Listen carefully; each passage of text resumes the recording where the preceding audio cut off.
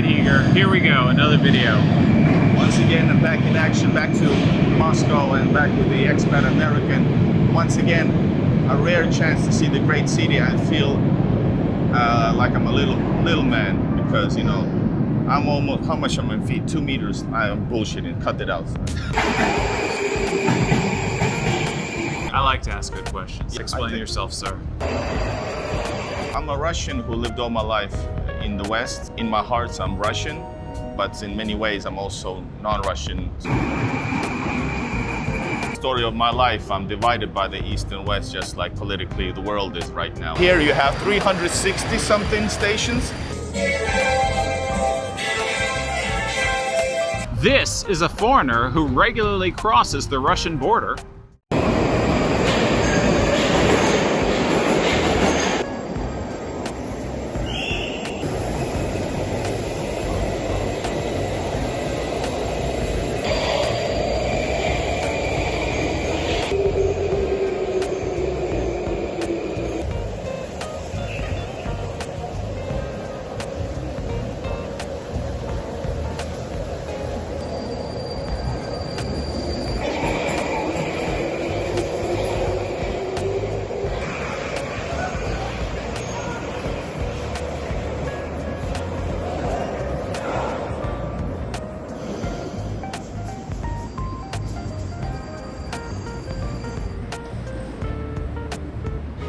Aha! Igor! What's up, man? Good, nice to see you. Finally, again. I have a question for you before the next train comes. I'm an American in Russia, so I'm clearly a foreigner in this land. But are you? Whoa, that's a good question. Well, I have a semi. I like to ask good questions. Yeah. Explain yourself, sir. Yeah, I'm a Russian who lived all my life in the West, in Finland to be exact. But in my heart, I'm Russian.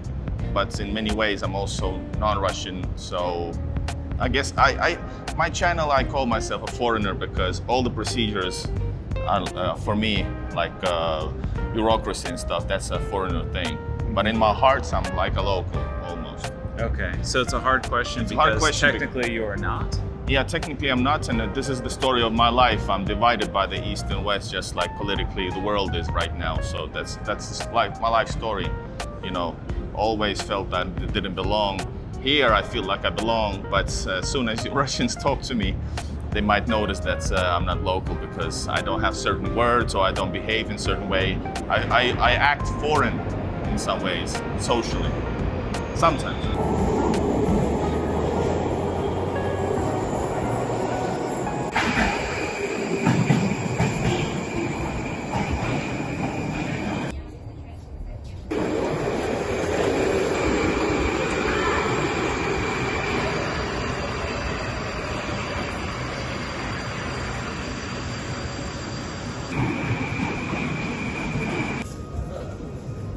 Oh my God, this is so beautiful. Exactly. So, Igor, you were just noticing the beautiful station. Yeah, I think this is one of the great ones, but yeah, I'm a big metro fan. I film all the metros in my home city, St. Petersburg. But here you have 360 something stations, and like most of them, I would say most of them are like this, guys. This is just crazy. So this one in particular, I've been told, is supposed to be more beautiful. Well, I've seen better ones, but this is in a way beautiful, most beautiful one. Well, Yeah. the reason being is, and I'm told by a Russian who I think is an expert in everything. So I've been told that this station in particular was built because this is where foreigners, international travelers, would first come into Moscow, and this is the first thing that they would see. Because we are underground of 3 train stations. Yes. And so you get out the train station, you come down to get on the metro, and you come in and you'd see this giant palace. Soviet might. So this station in particular has, I guess you could say, an immigration history to it. Yes.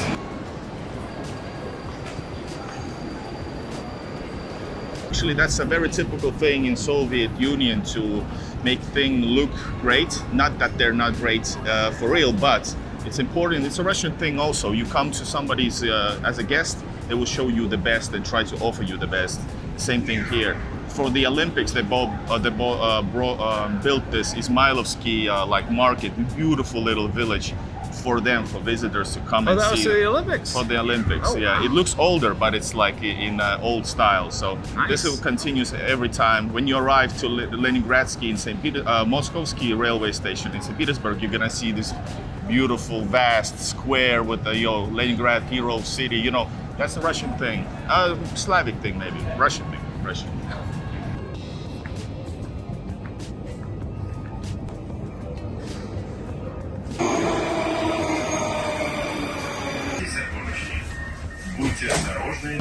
So technically, your paperwork does not say you're Russian because of the collapse of the Soviet Union. Is that right? But in your heart, you feel like you are Russian. Yeah, and I am, but also never forgetting your roots. You know, nobody's 100% something. You know, you got a different mixture. That's what makes you. But yes, I'm in my heart, I'm a Russian, but all the paperwork say I'm a foreigner.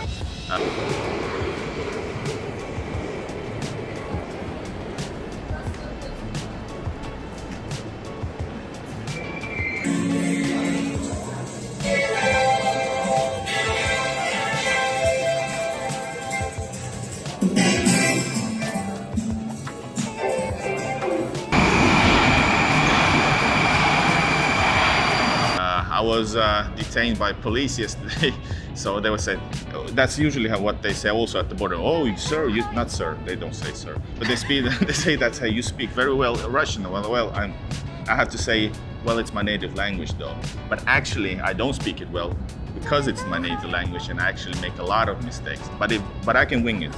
Okay.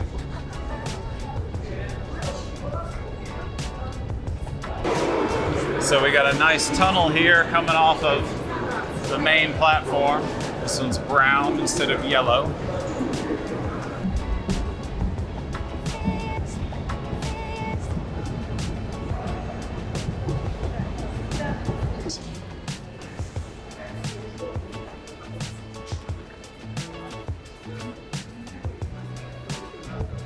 So where are we now? We've come above ground. So we're gonna see something even bigger than this, but we're like behind the scenes. This is the ones Leningradsky railway station, the ones who are пригородные, meaning suburbians trains leaves from here.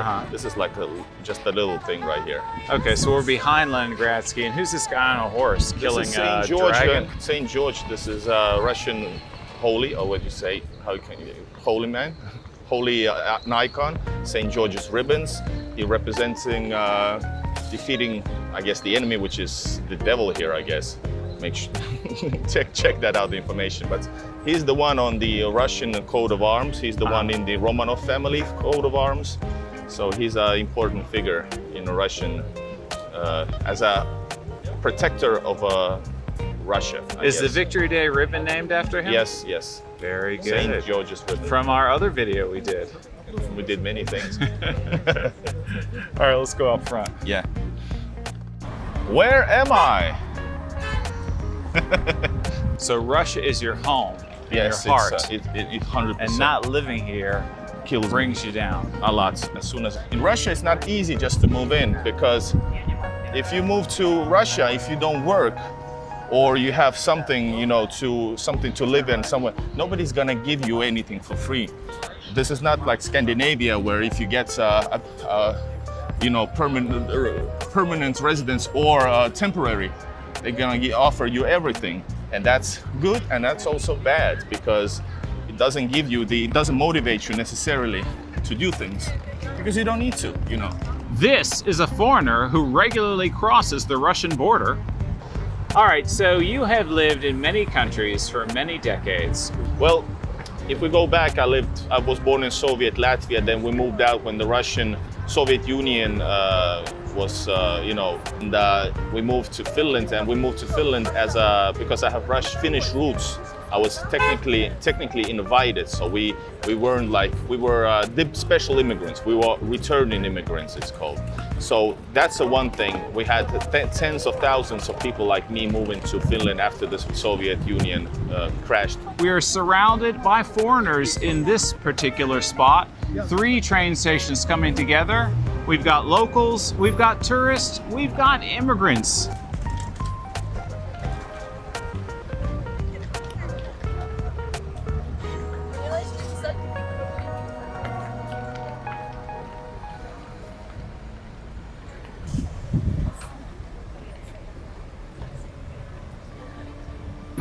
Is there a helicopter overhead? There's lots of helicopters overhead here. Yeah. Only when we are filming, so KGB. So we're having to move indoors, guys, because we're getting rained on. Enjoy Stalin's Tower while you can. I'm gonna take the umbrella now, actually. But my thoughts are that, and in Russia, I know for sure that nobody gives you a handout. Meaning, if you come here, you better work. Otherwise, you know, you're on your own. Sure, they have probably systems to help you out as an entrepreneur, but if it doesn't work out, you better come up with another business plan. But I think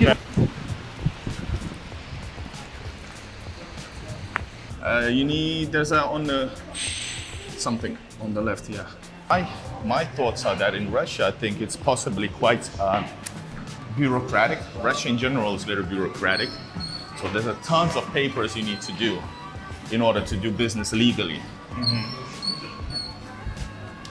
But on the same time, not encourage you anything. There's also a lot of things happen in Russia unofficially or illegally, or minorly illegally.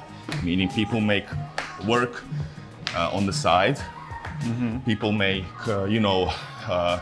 give your apartment for Airbnb, make business. 99.9% are all illegal. In illegal, that's like everybody knows about it.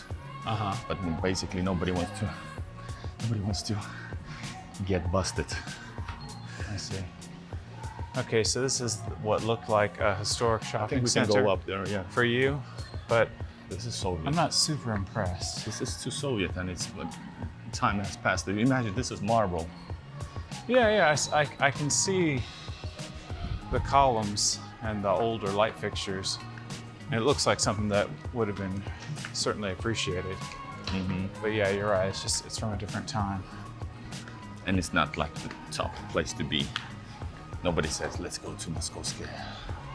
But they do mall. say, let's go to Goom Mall. Yes. That's even older. Yes. But it's still fashionable. It's fashionable, but they probably did a lot of work to maintain top of the list, you know. That's why it shined, and you got good brands. There's not one brand you're gonna recognize. These are all smaller ones.